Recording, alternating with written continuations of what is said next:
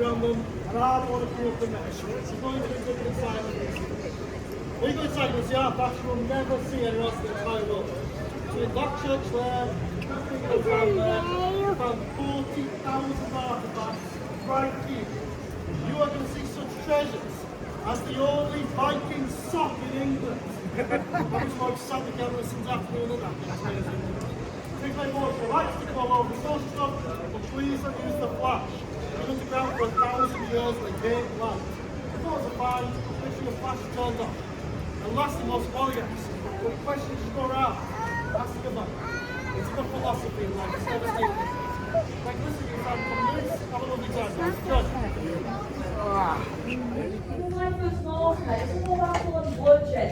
Now we trade and farm goods, we create homes for our families, and we abide by the laws. Yeah, for the most part.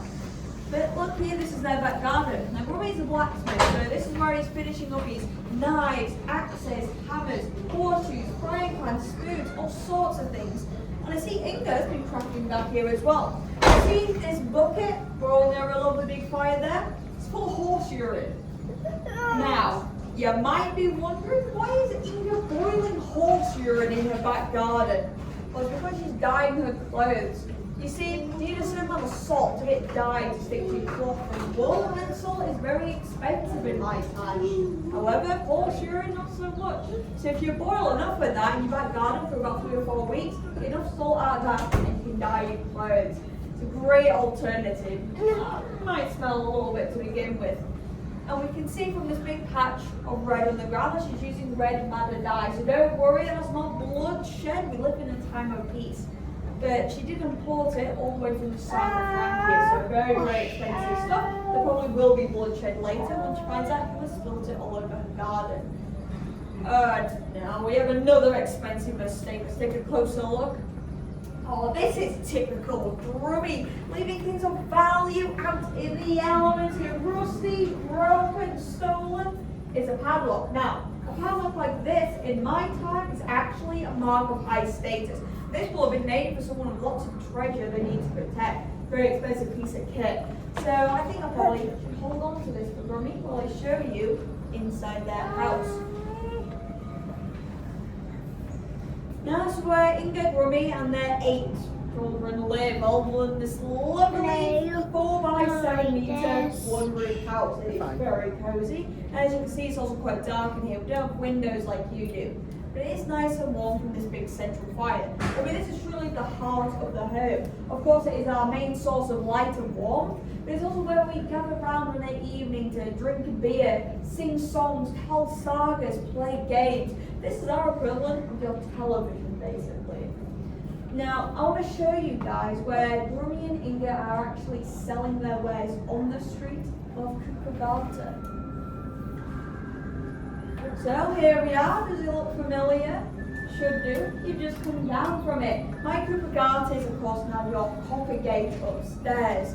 And there actually isn't too much difference. It's a very busy shopping street, just like your Copper Gate today. I mean, soon this is where people are going to gather to buy their clothes, pots and pans, a shoe. We have a leather worker, we have a jeweler, a homemaker, a potter, a blacksmith, and of course the cup maker. And in fact, really, nothing has changed. Our leather worker makes all of our shoes, and where his house was is now where Pavers is today, selling shoes. It's everyone here in the 21st century. So you see, we live on the same streets. The only thing that separates us is time. But now, speaking of time, it is your time to go. There's much more my Viking City to experience. So I'll close up this time portal here.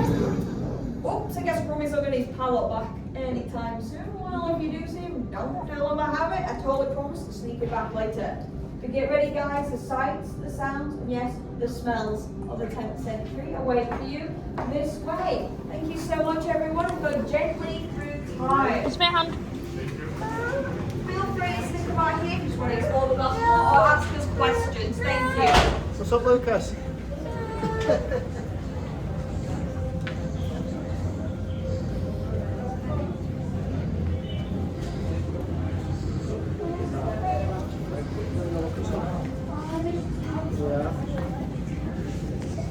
We could last long, but it's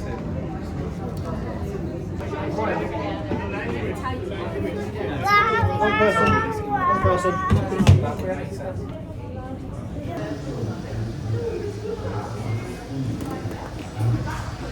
We are going to take you back in time to Jorvik Viking age.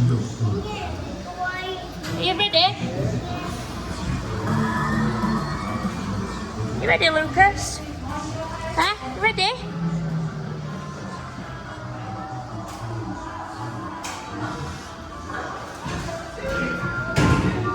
Look at all these, look. Look at all these.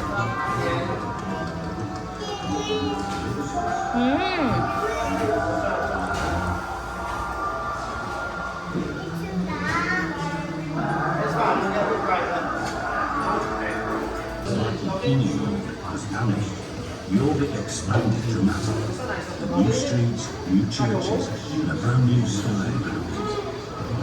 It was a busy place. People arriving from all over the world to visit, travel, and settle. In this multicultural society, people have different appearances, languages, religions, and possessions. Remains are part of this thriving city were found right here, and by carefully piecing together all of the archaeological evidence, what we know from other sources, you can now visit the Viking Age.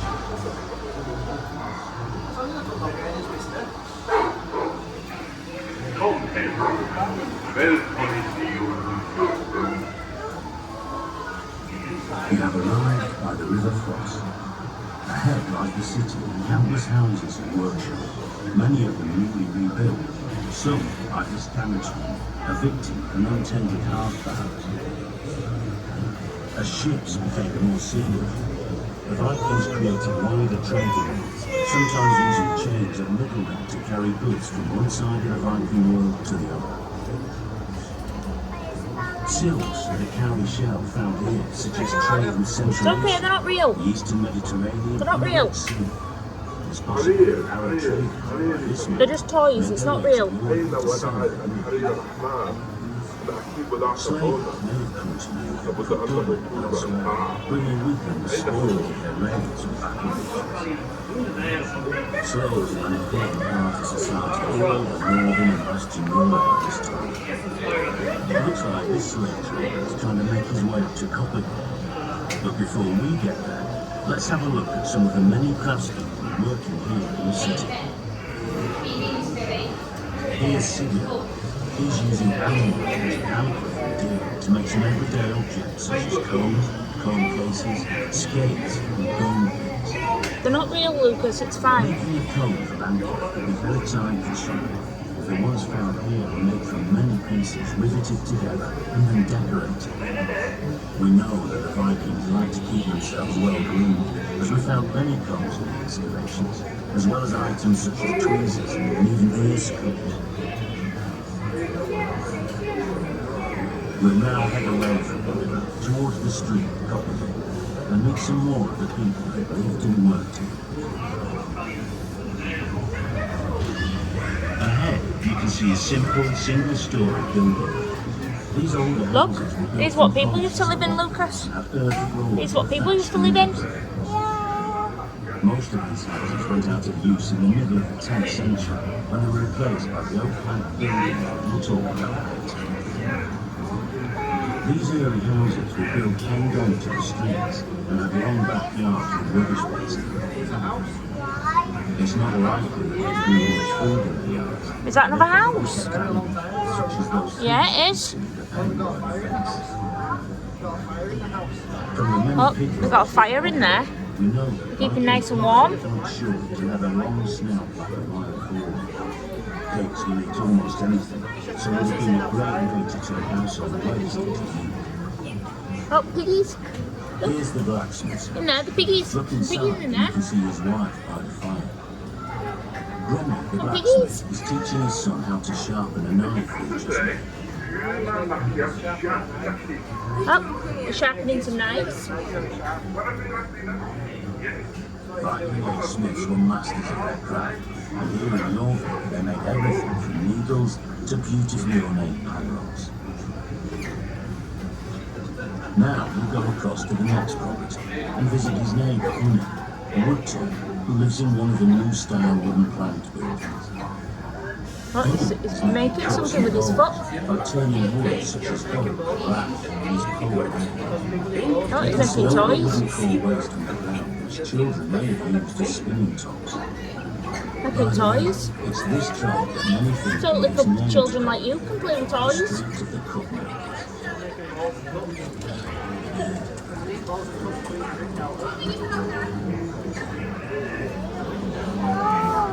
Look, having the dinner, aren't they? Another building is being built They're behind having the din-dins, aren't they? Here, the cellar is being dug out and lined with oak planks before the Look, upper he's having his story. din-dins.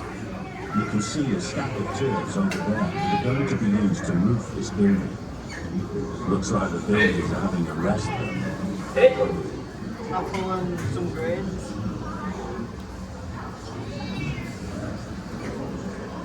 Hey, Matt. Vi Mr. A. This family also look like they're taking a break. The children being taught to play Methotaph by their grandfather. Yeah, look. Are they playing? We found a wooden gaming board and lots of playing pieces, like for bone, wood, and iron, so it must have been a popular pastime. Look, they're playing chess. Like big trading ships would be. Yeah, they're playing chess. And they got a Kit Kat, look. They got a Kit Kat. Alongside fishing. Goods and raw materials from across Look at that Britain, boat. both rare and Look at valuable that boat. items further afield were brought into Jorvik here. Iron alloy bars from Britain alongside amber, sharpening stock and nail recycling from Scandinavia, and good wine from the Rhineland. Jorvik was truly pushing a vast international trading centre. Here's some fishermen cleaning their catch and mending their nets.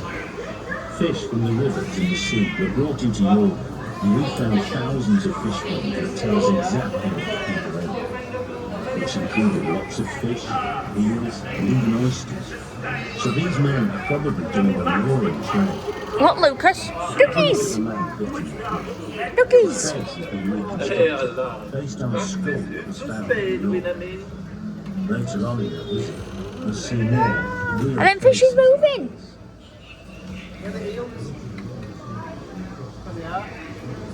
This next plot is a backyard where the people living here seem to have been dyeing their own cloth.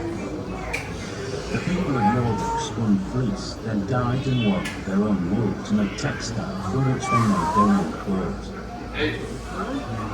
Natural dye colours such as madder, yellow, woad, and dyer's green wool were all used to create shades of red, yellow, blue, and We're nearly done. vibrantly coloured clothes which certainly brightened up the streets of the old. On this plot of land, there was a gully that contained dye-planned lace, suggesting that a dye bath had been tipped into it. Limestone lined that ditch running up to this next building, forming a passageway to the back door.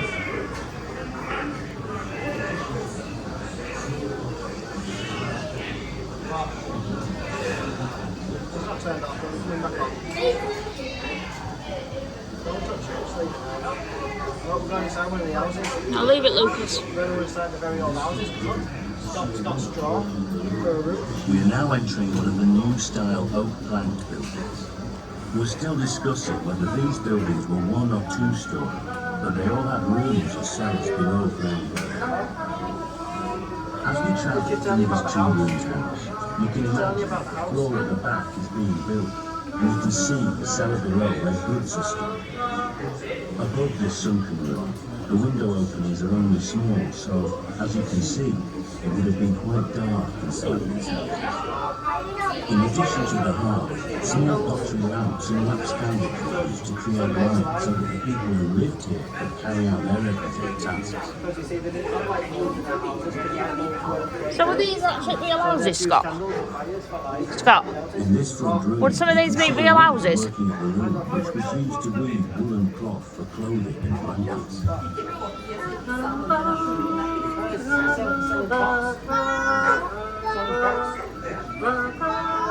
Fire?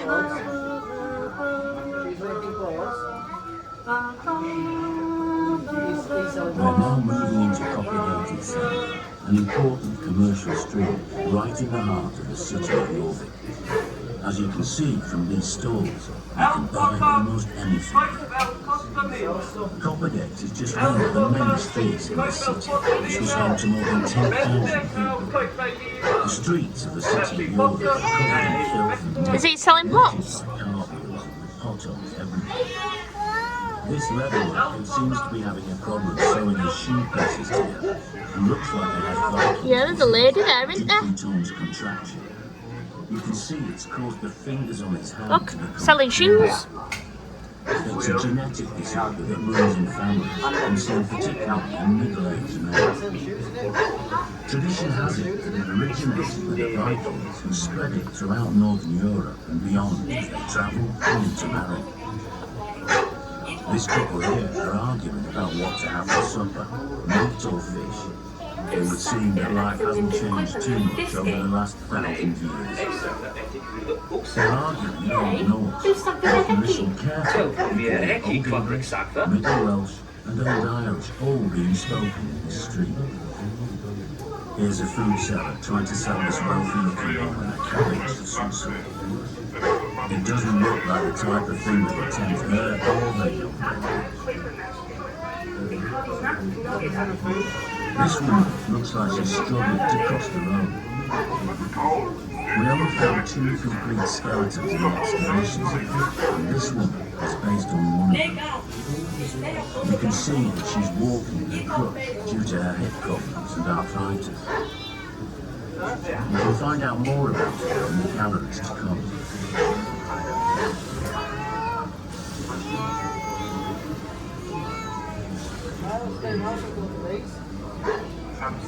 Here, we are in another new building.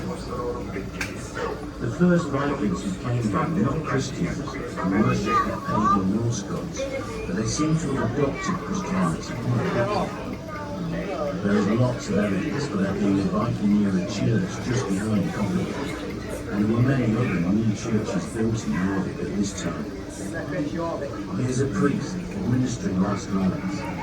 He would always have worn a stole as seen here, as it marks his priestly status. We found a very small, silk, pink-coloured reliquary pouch in one of the buildings. The embroidered cushion suggests that it once held holy relics which have since disappeared and now a mystery.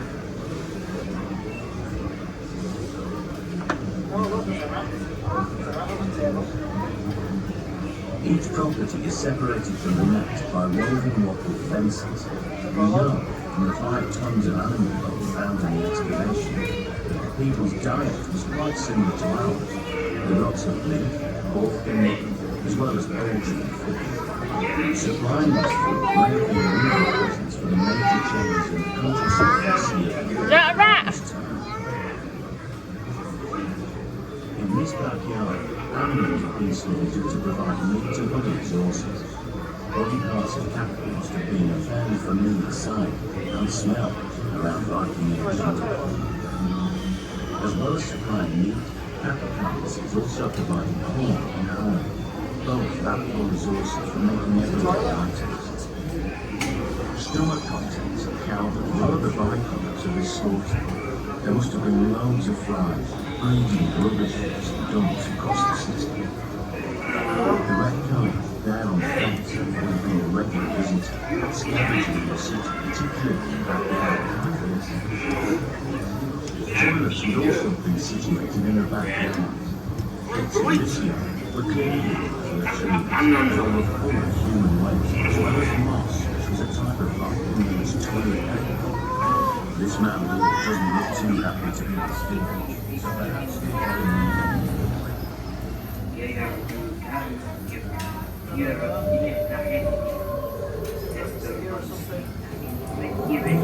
are in our final house.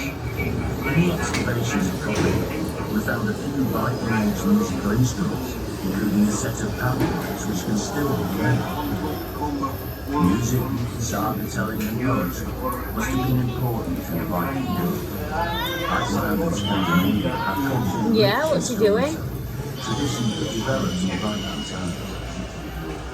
Norse mythology which conjures up gods and monsters living in 9 realms, still captures the imagination today. And we can picture what it was like sitting around a hearth, enjoying tall tales of magic, bravery. Where are we getting off?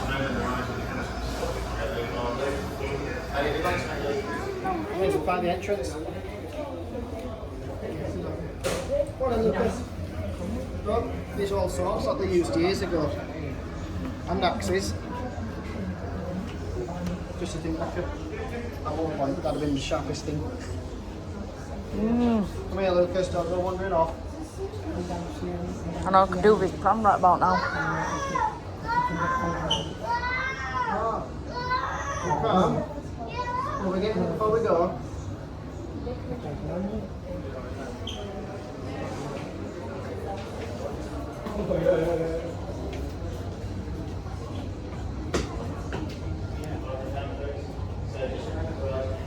What is it? What's it there? Read.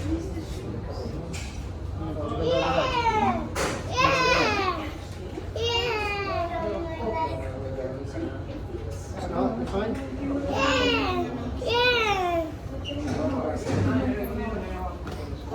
What is it? It's fine, you're not wet.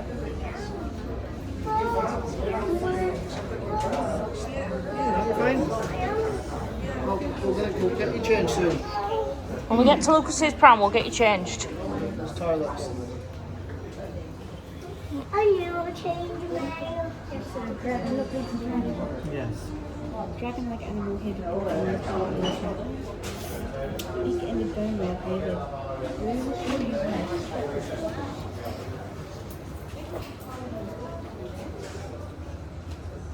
Oh, this is a woman. No, this is a man. The other one's a woman. Oh.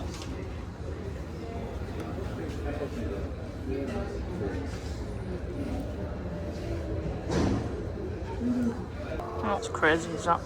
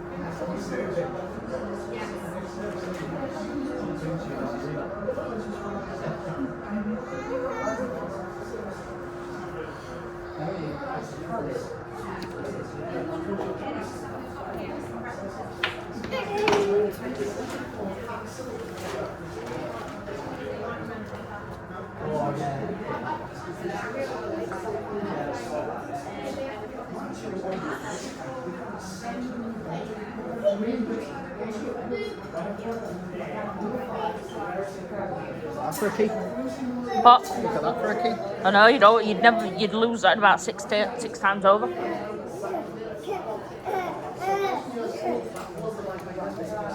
What is it? Oh, what's he doing? Here. Got some stuff over here as well.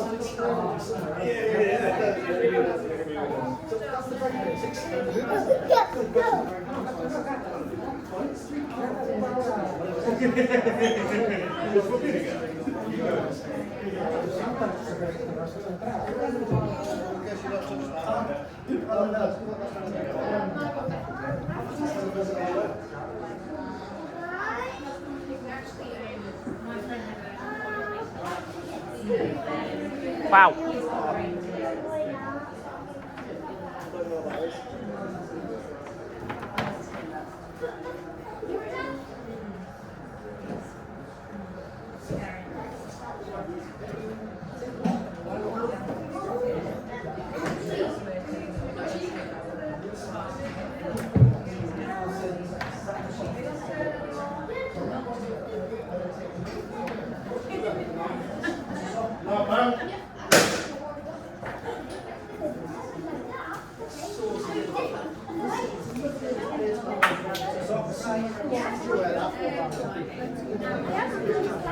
Yeah.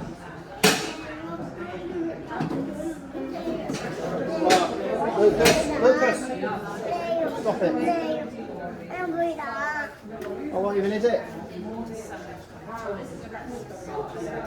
It's a Viking Age game. Probably one of them games that you play on computer with your woman.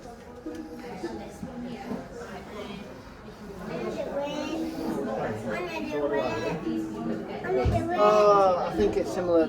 From judging by the rules, it looks like it's similar to checkers. What?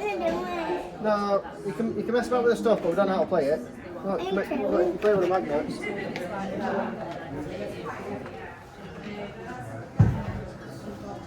Oh look, Scott, sock.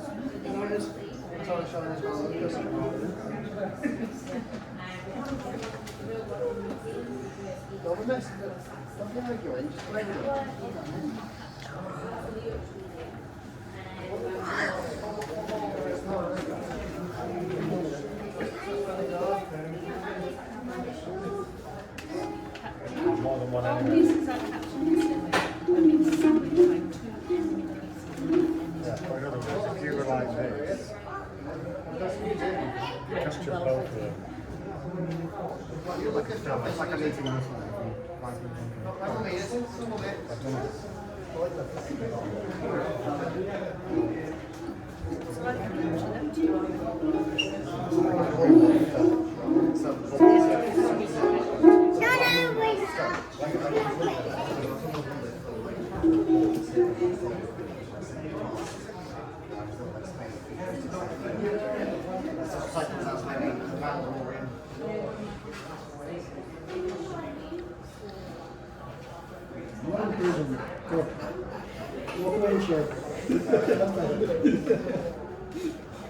Very good, very good.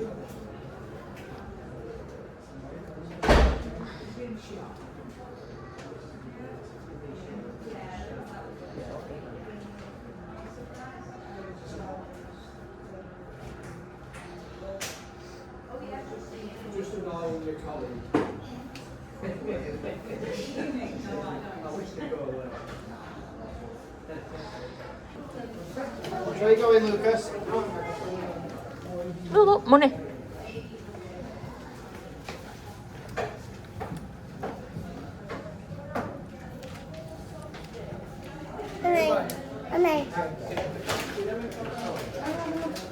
I'm gonna go to the toilet when we get back upstairs.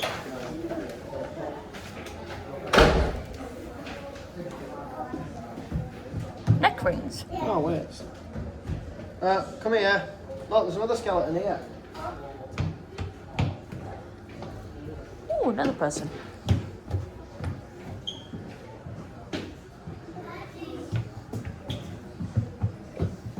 Oh, it's in the middle of Scotland. It's in the middle of Swedes. Come down here. Lithuania. Come here.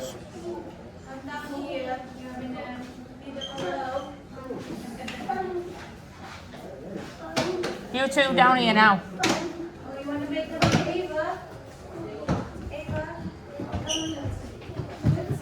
Stand up, it is not a slide. Get up now. Lucas.